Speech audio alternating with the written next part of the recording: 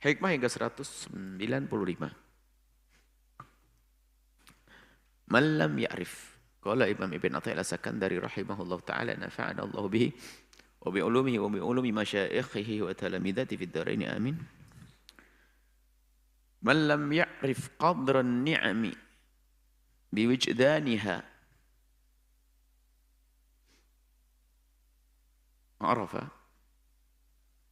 arafaha biwujudi fuqdaniha. Man lam ya'rif, yang tidak bisa mengenali qadran ni'mai, kadar agungnya nikmat Allah, biwijdaniha, saat ada, saat ditemui, saat dirasakan, kok nggak bisa tahu, maka arafah, dia baru akan sadar, ngerti adanya nikmat tersebut adalah biwujudi fuqdaniha, tatkala nggak ada, tatkala hilang. Ini nasihat dari Imam Ibn Athaillah Sakandari agar kita merenungi tentang nikmat Allah. Agar kita banyak merenungi nikmat Allah. Hikmah sebelumnya juga masih seputar nikmat. Sebab puncaknya kalau orang pandai di dalam mensyukuri nikmat, maka hasilnya adalah iman yang kuat. Nah, kalau seorang hamba itu tidak bisa mengenali nikmat Allah, tidak menyadari, dan sadar itu buah dari renungan yang panjang. Yang tidak menyadari nikmat itu biasanya baru sadar kalau sudah nggak ada. Dulu waktu ibunya ada biasa saja, giliran pergi baru nangis, baru bingung, baru sedih. Dulu ayahnya, dulu waktu sehat biasa saja, ibadah kurang, ini giliran sakit baru sadar. Nah, Imam Ibn Athaillah Sakandari ini ingin menjadikan kita tuh orang sadar akan karunia. Jangan menyadari adanya nikmat di saat tidak adanya nikmat. Biarpun memang begitu. Nikmat itu akan diketahui biasanya adalah di saat nikmat itu dicabut. Tentu ini bagi orang siapa? Orang kelas 2 tadi. Orang kelas nomor 1 dia tetap bisa menyadari nikmat biarpun nikmat masih ada. Sehingga muncullah orang-orang yang kelas nomor 1 ini adalah dia dengan karunia-karunia Allah, dia begitu mudahnya mendekat kepada Allah dengan cara mensyukuri. Nah, bicara syukur ini bermacam-macam juga pemahaman orang, antara orang awam sama orang yang memang sudah maqam syakirin. Kalau mungkin sebagian dari kita yang dimaksud mensyukuri ya hanya sekedar alhamdulillah gitu saja. Atau maksud mensyukuri nikmat menjaga, sehingga kalau orang lagi sakit cepat berobat. Kalau punya uang disimpan, itu kita harus jaga nikmat, syukuri nikmat Allah, kita jaga, simpan kesehatan. Apalagi mensyukuri nikmat kita diberi Allah bisnis, ya jaga bisnis. Harta jaga semuanya, harus jangan sampai hilang dan sampai ini nikmat Allah. Seolah-olah betul, memang hakikat nikmat itu kan dijaga. Kalau tidak dijaga, muambur-ambur ke nikmat, Allah murka. Cuman makna syukur bukan itu yang sesungguhnya. Bukan di saat sehat lalu kita menjaga kesehatan. Kalau masalah menjaga kesehatan ini adalah sebuah kewajiban yang nggak ada hubungannya dengan syukur. Sudah hawa nafsu juga itu. Kalau syukur bukan begitu. Itu kan hawa nafsu kita. Bukan syukur, hawa nafsu kita. Pengen sehat saja, pengen banyak duit, pengen duitnya aman, terjaga. Akan tapi syukur yang disebutkan buah daripada kesadaran akan karunia Allah yang agung, lalu muncullah syukur. Nah, syukur itu ini yang diinginkan Ibn Athaillah Sakandari. Sadari nikmat yang Allah karuniakan kepadamu dari matamu untuk memandang. Jangan menunggu menjadi orang yang tidak bisa melihat. Yang dia diberi Allah ujian tidak melihat, masih banyak nikmat yang lainnya bisa mendengar kok.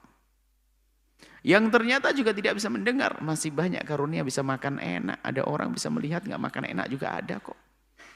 Jadi kalau kita mau mencari karunia-karunia Allah yang memang tidak bisa dihitung tentu akan bisa aja. Jangan sampai karunia sebanyak ini tertutup oleh satu ujian Allah seolah-olah jadi musibah semuanya sehingga nikmat seolah-olah tidak pernah didapat. Nah, di saat seorang hamba menyadari karunia Allah Subhanahu wa taala, maka bagaimana kita mensyukurinya? Dan memang tidak akan bisa syukur kecuali menyadari itu karunia. Lah mensyukurinya bukan tadi menjaga saja. Kalau menjaga itu adalah sudah hawa nafsu sudah. Kita pengen kaya, pengen ini, hawa nafsu. Sehingga menyimpan uangnya bukan karena dia mensyukuri nikmat. Jadi salah. Kadang diterjemah menjaga nikmat itu penting.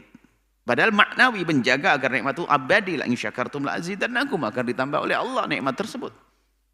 Cuman bukan jaga kesehatan dijaga, kita minum obat, vitamin, makan yang banyak, yang makan yang benar dan seterusnya. Bukan itu. Akan tapi makna syukur yang dimaksud di sini adalah bagaimana menggunakan setelah kita sadar akan karunia Allah yang banyak tadi, kita pastikan bahwa kita gunakan untuk yang Allah ridhoi. Kita gunakan untuk yang Allah ridhoi. Sehingga di saat masih ada mata, gunakan untuk membaca Al-Quran, baca kitab. Di saat bisa duduk dengan enak baca kitab yang banyak, ternyata di saat orang mulai duduknya nggak bisa lama, dia menyesal, ya Allah kenapa dulu waktu masih muda bisa duduk kuat saya kurang baca, kan? Dulu waktu bisa duduk tegap tuh nikmat karunia dari Allah. Mata masih jelas dulu masih muda, kenapa aku kurang baca? Sekarang giliran tua harus pakai kacamata sambung dan seterusnya. Dulu aku masih kuat, dulu. Tinggal cerita. Nah, jangan sampai kita itu menyadari nikmat setelah hilang dan dicabut, setelah berlalu. Bukan cerdas itu namanya. Maka yang cerdas adalah mengenali nikmat, mengetahui nikmat Allah yang Allah karuniakan. Kita menyadari kadar agungnya nikmat di saat ada. Baru setelah itu melangkah. Langkah selanjutnya bagi kita mensyukuri dengan syukur yang benar, yaitu menggunakan apa yang Allah berikan kepada kita untuk yang Allah ridhoi. Dan ini semua perlu renungan. Maka hakikat alhamdulillah ya dengan lesan alhamdulillah segala puji bagi Allah. Tapi menyadari karunia itu kadang berat. Alangkah banyaknya orang bersyukur tapi tidak menyadari nikmat mana, hanya mengucapkan alhamdulillah. Dan bahayanya orang yang jarang merenungi nikmat Allah itu mudah patah di saat mendapatkan ujian dari Allah. Sehingga di saat diuji oleh Allah sedikit saja seolah-olah tidak pernah mendapatkan nikmat dari Allah. Sehingga yang terjadi pada hamba tersebut marah kepada Allah. Dia diberi kesehatan bertahun-tahun, puluhan tahun, hanya dikasih sakit seminggu saja, kayak seolah-olah tidak pernah mendapatkan karunia dari Allah. Nah ini kan musibah besar. Akan tapi bagi orang yang menyadari nikmat Allah di saat ada, maka di saat tidak ada, dia mudah untuk menata hati. Dia tinggal berpikir, saya baru sakit seminggu, tapi kesehatan sudah Allah berikan kepadaku bukan seminggu, berminggu-minggu, bahkan berbulan-bulan, bertahun-tahun. Nah ini mari kita semuanya merenungi nikmat yang Allah karuniakan kepada kita. Jangan biarkan berlalu begitu saja. Dan itulah cara mengabadikan karunia, sehingga karunia itu bisa abadi saat di dunia hingga kita ketemukan nanti nikmat itu nikmat di surga. Karena kita serius menjaganya. Dan jangan sekali-kali menggunakan karunia Allah untuk yang Allah murkai. Murka Allah. Sehingga inna adzabi lasyadid, sungguh hukumanku amat pedih. Hukumanku amat pedih. Ini kalau kita tidak menggunakan apa yang Allah berikan kepada kita, hukumannya amat pedih. Kadang pedihnya ini bukan di saat dicabut nikmat tersebut, tidak. Bahkan kadang tetap saja Allah beri nikmat tersebut di dunia, tapi tidak dicabut dan dicabut. Tapi dia tidak menyadari nikmat, tidak mensyukuri nikmat Allah. Apa hasilnya? Di dunia tetap saja dia kaya raya. Di dunia tetap saja tercukupi, Masya Allah. Tapi ternyata Allah hinakan nanti di akhirat. Nah ini yang mengerikan. Mengerikan di akhirat dihinakan. Karena dia tidak mensyukuri nikmat. Qarun adalah kisah. Qarun tidak sengsara Qarun. Kecuali waktu menjelang ajalnya saja. Bisa dilenyapkan ke bumi, ditelan bumi itu kekayaannya dan Qarun sendiri. Nah ini, nikmat-nikmat Allah teramat banyak yang Allah berikan kepada kita. Dan mari kita memperbanyak renungan tentang nikmat. Dan hanya kita sadar nikmat di saat ada itu nikmat. Alangkah indahnya. Sebab begini loh ya. Kita dengan siapapun. Tabiat kita itu adalah mudah. Cenderung kepada siapapun yang baik kepada kita. Kita duduk dengan seseorang biasa saja dengan orang ini. Kenal, oh ya Pak, biasa-biasa saja, biasa. Kenal dia sering ketemu dan sebagainya. Sering duduk di warung mungkin atau apa, biasa saja. Coba. Selama ini kita di rumah, alhamdulillah hidup kita enak karena sudah ada yang bantu. Subhanallah, ada orang bantu pada kita setiap hari, tiba-tiba ada ngirim duit, ngirim beras dan sebagainya. Cukup, cukup. Ada orang nyukupi dan hamba Allah. Hamba Allah. Hamba Allah yang mencukupi. Senang dia.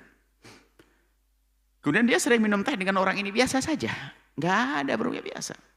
Cuman suatu ketika tak tahunya dikasih tahu bahwasanya, tahu enggak kamu apa yang setiap bulan ngasih bantuan kepadamu adalah dia.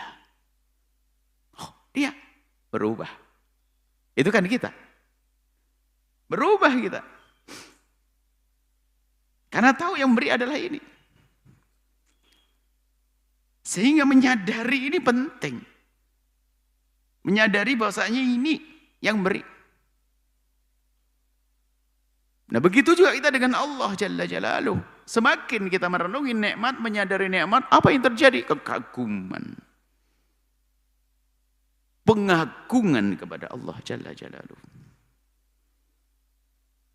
Ini nikmat. Kita menyadari agungnya nikmat Allah yang Allah berikan kepada kita. Ya ini kita dengan sesama manusia. Sesama manusia seperti itu kita menjadi terkagum, kita menjadi oh Allah yang berikan karunia kepadaku. Nah sekarang ini kita harus pandai-pandai kita setiap saat. Bukan saja kepada Allah sesungguhnya. Kepada manusia. Makanya Luqman Hakim memberikan nasihat bahasanya, kalau ada orang berbuat baik kepadamu, upayakan agar kamu tidak lupa kepadanya. Karena yang demikian itu membuahkan apa? Puji syukur. Syukur kita kepada orang tersebut. Berusaha untuk mengingat. Karunia. Mengingat nikmat Allah. Nikmat yang diberikan oleh orang tersebut. Ini penting. Menyadari nikmat yang diberikan oleh orang tersebut. Wah aku pernah dikasih ini, dikasih ini, dikasih ini. Apa yang terjadi di saat kita menyadari kalau kita pernah dikasih? Hati yang insya Allah ya. Tentu ada rasa yang beda. Rasa yang beda kepada manusia. Manusia, normal kita manusia kayak begitu. Maka bagaimana kita dengan Allah Jalla Jalaluh. Kita menyadari ini dari Allah. Karunia Allah, nikmat Allah yang Allah berikan kepada kita. Yang tidak pernah bisa kita hitung. Agungnya nikmat Allah Subhanahu wa taala. Maka jangan kita menyia-nyiakan waktu ya untuk merenung. Jadi jangan sampai kita terlena dengan tidak banyak merenungi karunia Allah. Jadi dikatakan bahwasanya merenungi nikmat itu luar biasa. Merenungi nikmat akan nikmat.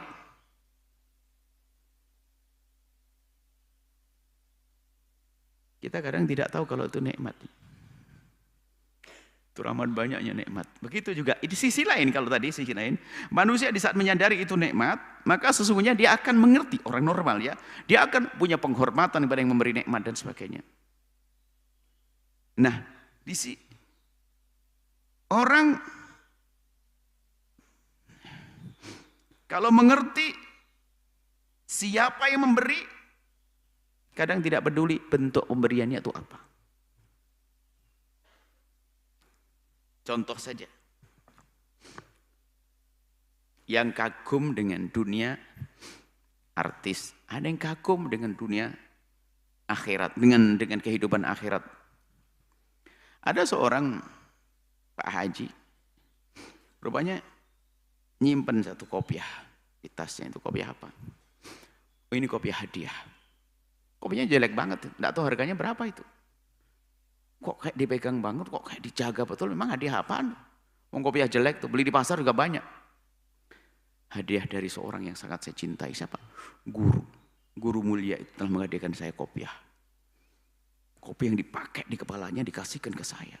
Saya simpen loh. Padahal dia orang kaya, beli kopiah begitu lebih bagus lagi bisa. Tapi kenapa?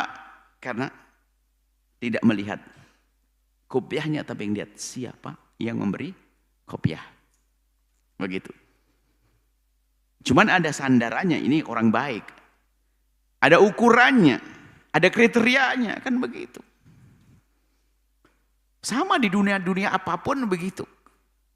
Naudzubillah, semoga kita jauhkan daripada hal-hal yang tidak baik. Ada konser, naudzubillah, konser orang yang Masya Allah perempuan yang buka aurat dan sebagainya. Ini sebuah cerita beberapa waktu yang lalu mungkin cerita. Konser. Jadi rupanya seorang artis perempuan membuka salah satu pakaian dalamnya, dilempar begitu, rebutin.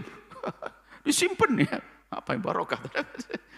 Itu simpan, wah kenang-kenangan. Dibagi sama temennya, wah ini jadi kenangan, ditempel-tempelin. Bisa gila dengan urusan-urusan semacam ini. Bagaimana kita dengan Allah Jalla Jalaluh? Yang nikmat yang Allah yang berikan kepada kita teramat banyak. Lihatlah Allah yang memberi. Jadi makanya nikmat itu kecil, kalau yang beri agung jadi gede. Apalagi nikmat besar yang Allah berikan dari Zat yang Maha Agung. Nah kemudian ketidakhadirnya syukur kita ini ada hubungannya dengan keyakinan, keimanan.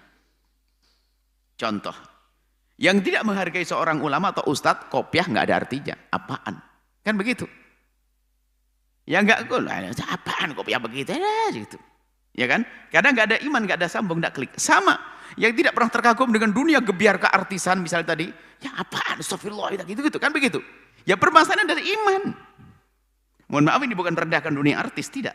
Ini sebuah contoh, kita bikin contoh yang baik dan tidak baik di sini. Jadi kekaguman itu hubungannya adalah ada sesuatu yang ada dalam hati. Saya kagum dengan pemberiannya karena ada di hati. Makanya seorang Pak Haji yang begitu menjaga pemberiannya, kopiah dari seorang ulama tadi, karena ada ikatan itu hati. Begitu juga orang yang kagum dengan tadi baju robekan, bajunya artis yang dibuang di waktu di panggung itu. Loh, ini karena sudah ada sambung hati. Sambung hati, dia sudah kagum, sudah tertanam kekaguman bertahun-tahun begitu. Loh, kita masa dengan pemberian Allah kok biasa saja? Berarti nggak nyambung dong hati kita. Hati-hati, nggak nyambung dengan hati kita. Diajak bicara tentang mata, biasa saja. Biasa saja. Nah, kalau jenis orang ini, kalau nggak mau sadar, nggak bisa sadar bagaimana ini, bisa saja nanti baru sadarnya kapan? Indah fuqdaniyah, kalau sudah dicabut oleh Allah, baru sadar. Maka jangan nunggu dicabut baru sadar, nggak bisa syukur. Sebab kalau dicabut, yang ada bukan syukur, sesal. Kan begitu. Selagi masih ada itu nikmat, kita syukuri. Di saat dicabut nikmat tersebut, dia tidak pernah merasa gelisah. Karena apa? Itu milik Allah, diambil oleh Allah. Kan begitu. Tapi dia tadi, yang tidak bisa mensyukuri di saat ada itu nikmat. Nikmat itu ada, maka dia akan sadar bahwasanya itu nikmat di saat nikmat itu tidak ada. Dan dia sudah tidak bisa bersyukur lagi. Maka dari itu yuk, nikmat yang Allah berikan pada kita renungi. Kita data, biarpun kita tidak akan mampu mendata semua nikmat yang Allah berikan pada kita. Nah, tapi kita harus korek-korek diri kita, hati kita. Kenapa kok saya kurang mengagungkan apa yang Allah karuniakan kepada saya. Ini mata, ini lisan, ini telinga. Oh, ini krisis keimanan. Mungkin selama ini tidak kita tanamkan kekaguman, penghormatan, pengagungan kepada Allah. Musibah. Biasa saja. Biasa saja. Nikmat Allah biasa saja. Nah, ini bahaya. Semoga Allah menjadikan kita hamba yang bisa mensyukuri karunia-karunia Allah. Dan semoga Allah dengan karunia Allah ini yang Allah berikan kepada kita apapun yang kita tidak akan mampu untuk bisa menghitungnya. Semoga dengan karunia itu kita semakin dekat kepada Allah. Mulia di dunia, mulia di akhirat. Dan semoga Allah Subhanahu wa taala menjadikan kita ahli syukur dan menjauhkan kita dari malapetaka. Menjadikan kita ahli syukur, syukur Allah limpahkan pada kita karunia lahir batin dunia akhirat untuk diri dan keluarga kita. Wallahu a'lam bishawab.